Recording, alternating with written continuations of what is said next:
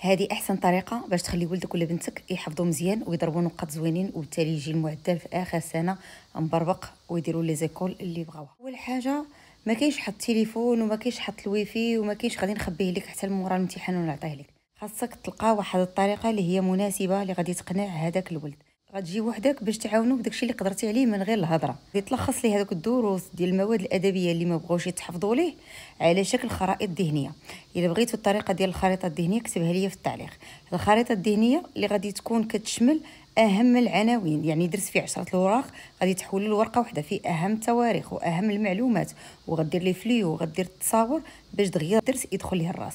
ثاني حاجه غادي تقول ليه يسجل بصوته المقاطع اللي كتنسى ليه في الحفاظه، وغادي يبقى يتصنت ليها النهار كامل بهذاك الاوديو ديال هذاك التليفون اللي انت ما حاملش.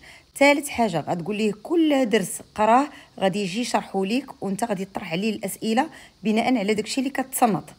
هذه احسن طريقه اللي غادي تخليه يحفظ الدرس جوج المرات، تلصق ليه المعلومه للابد وتدخل ليه المعلومه حتى لداخل وغادي يرجعها بكل سهوله. نجيو دابا المواد العلميه. خاصك تعرف بان الطريقه السحريه اللي كتخلي صحاب 18 يضربوا 18 وصحاب تخابيان يضربوا ديما تخابيه هي التمارين. ايها سيدي هي التمارين. كل ما دار تمارين كل ما غادي يجيب نقطه مزيانه. التمارين ماشي هي نمشي للدعم ونخلص زباله ديال الفلوس وما نعرفش ولدي اصلا مكونيكتي مع الاستاذ ولا مكونيكتي مع التليفون. التمارين كاينه في الكتاب المدرسي وكاينه على اليوتيوب. ندير التمرين الاول والعاشر والمية وغتشوف كيفاش المعلومات غادي تدخل لي بشويه، ونهار الامتحان اكيد غادي تلاقى مع سؤال من هذوك التمارين اللي دارهم الشيء اللي غادي يوفر عليه الوقت ديال الانجاز، غادي يسرع عليه في الحفظ في التركيز، غادي يفرحه وينقص من هذيك الخلعه اللي ديما كتخرج عليه.